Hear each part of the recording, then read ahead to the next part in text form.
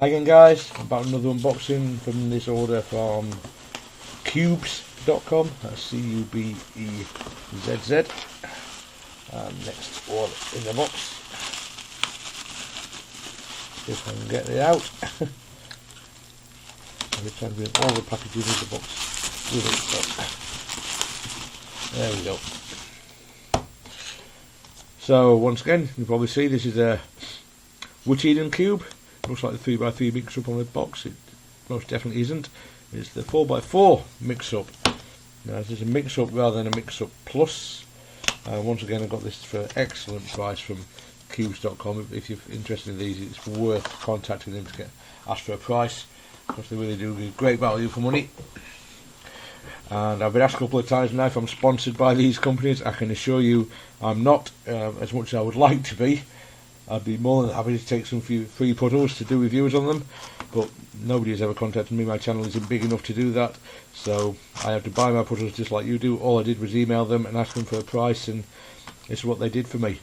This puddle was something like $5 or $6 cheaper than I could find it anywhere else, and it also included free shipping. And because I bought so much, I even got a free upgrade to DHL, so everything arrived in about 5 days. So this is the 4x4 Mix-Up Plus. Sorry, no it's not. It's the 4x4 Mix-Up.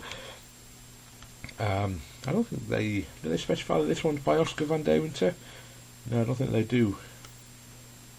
No, it's only the 3x3 that they say is Oscar's. So they adapted his design to make this, and they call this one their own design. So this is the 4x4x4 version, and just like all the other Mix-Up cubes, you can do these 45-degree turns, and so you're swapping center pieces and edge pieces. This turns really well. It really does. Like most WitEden puddles, they had a bit of a bump in the road sort of thing with the Camouflage Cube series, but all of their other puddle series, they're just excellent quality, superb turning, really well made.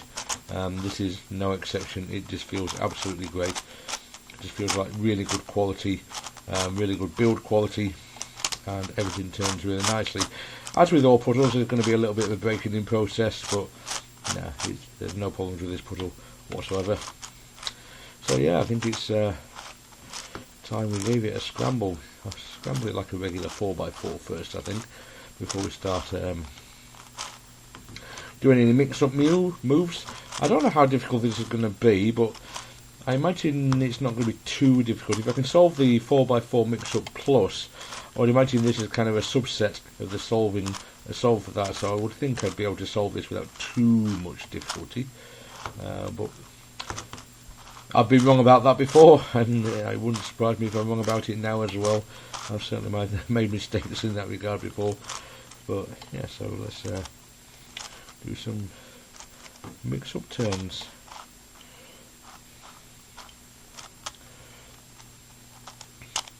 It turns slightly less well with the mix-up moves. Actually, it seems to be a bit more catchy, but of course that could just be again something that needs breaking in a little more. So we'll find out as we play with this a bit more. As I play with this a bit more. It's not like you in here in my living room with me doing it, is it?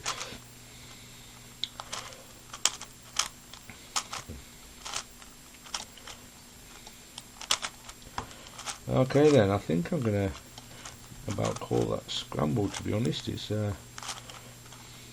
lots of mix-up turners done now, so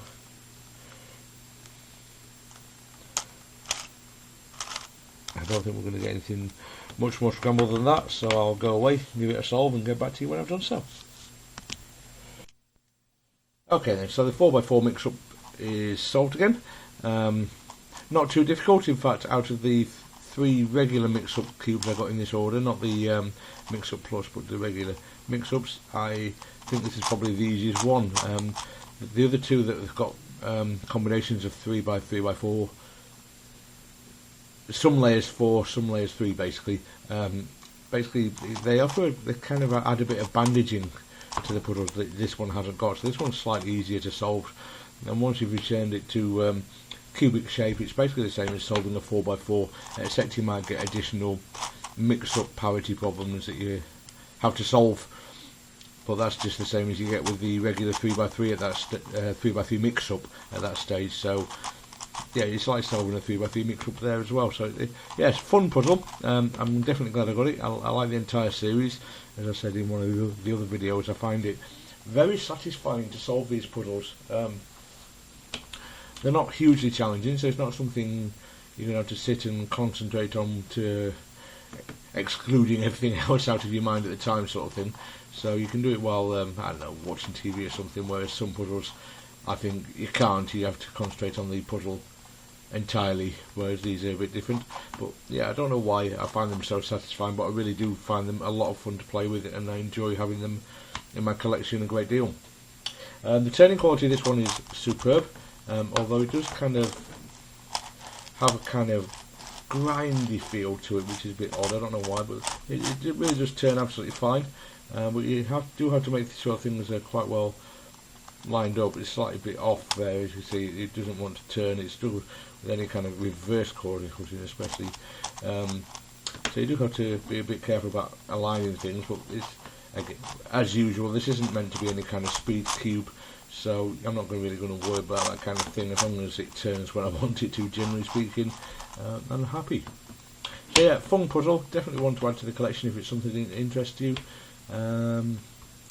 I definitely recommend it, along with the rest of the series. Okay then guys, that's it for this video. Thanks very much for watching, and I'll see you next time. Bye.